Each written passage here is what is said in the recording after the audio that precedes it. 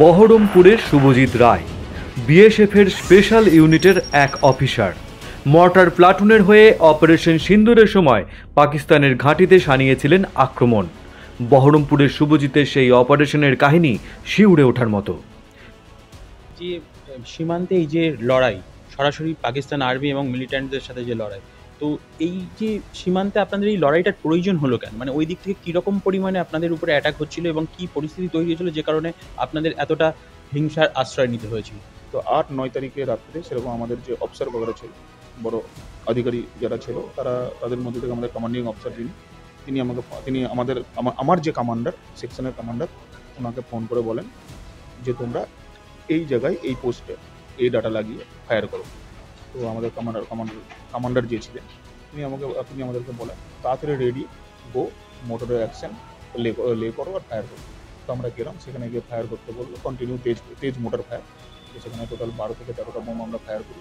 আর সেই জায়গাটা আমাকে ছাড়তে হবে 5 মিনিটের মধ্যে, কারণ রিটেলাইট তারাও তো করতে পারে সেই জায়গাটায়, কারণ লোকেশন ট্র্যাক হয়ে যায়, তাদের কাছেও সেরকম মেশিন আছে যাতে ওরা ট্র্যাক করে নেয় কোথা থেকে আসছে ফায়ারটা।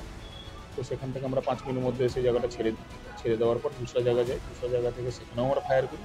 তখন আমাদের কমান্ডিং অফিসার যারা ছিল তিনি বলেন যে তোমরা লাস্ট 4th অপশন যেখানে আছে সেখানে যাও, সেখান থেকে ফায়ার করো, এরকম এই আমরা যেটা বলছি সেই ডাটা ডিগ্রি লাগিয়ে ফায়ার করো। সেখান থেকে আমরা সেখানে যাই রাতের বেলা, তখন 12:30 1টা 1:30 এরকম টাইম হচ্ছিল। আমরা সেখানে যাই, সেখান থেকে গিয়ে ফায়ার করে ওখানেও মিনিমাম 13টা বোম মতো আমরা ফায়ার করি। 13টা বোমের মধ্যে ফায়ার সবই হয়েছে। হওয়ার পর সেখান থেকে আমরা যখন বেরিয়ে এসে আমরা তো রাত্রে ওয়েট করছিলাম যে আবার হয়তো আদেশ পাবো করে আমরা পুরো রাত ওইভাবে ওয়েট করে আছি।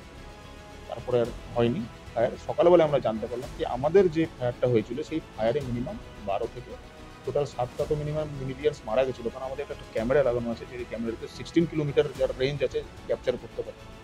তো সেরকম একটা ক্যামেরা লাগানো আছে, সেটাতে আমরা জানতে পারি সকালবেলা জানার পর সেটুকু আমাদের কমান্ডিং অফিসার ফোন করলো, বহুত বাধাই দিল। আমাদের ডিআইজি সাহেব আসলো, ডিআইজি সাহেব এসে আমাদেরকে বাধাই দিল কি আমাদের বোমে মারা গেছে, কারণ এখানে আরও অনেক করে ব্যাটালিয়ান ছিল, তারাও ফায়ার করেছে, কিন্তু আমাদেরটাতে হয়েছে। তো সেটার জন্য বহুত গর্বিত আমরা। 8 ও 9 মে জম্মু কাশ্মীরের সাম্বা সেক্টরের রাতের অন্ধকারে বারবার জায়গা পরিবর্তন করে একের পর এক হামলা চালায় এই বাহিনী। 9 জন সশস্ত্র বিএসএফ জওয়ান কার্যত বিভ্রান্ত করে দিয়েছিল পাকিস্তানি সেনাবাহিনীকে। তাদের উপর বারবার আক্রমণ হলেও নিজেদের জায়গা ছাড়েনি তারা। মাথার উপর দিয়ে একের পর এক ছুটে গিয়েছে গোলা, তা সত্ত্বেও মাটি কামড়ে পড়েছিলেন সকলে।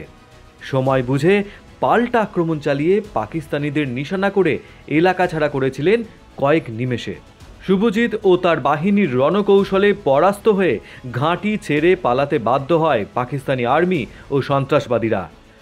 এরকম সাহসী শুভজিৎ বাবুদের মতো সেনাবাহিনীর লোকজন এবং বিএসএফের কর্তারা আছে বলেই আজকে আমরা সুরক্ষিত। তাদেরকে আমরা জানাই অনেক অনেক শুভেচ্ছা এবং অভিনন্দন। ক্যামেরা ইন্দ্রাশিস বাগচির সঙ্গে অভিষেক পাল, বহরমপুর, মুর্শিদাবাদ। ফলো করুন বর্তমান, চোখ রাখুন আমাদের ফেসবুক, ইনস্টাগ্রাম, এক্স ও ইউটিউব চ্যানেলে।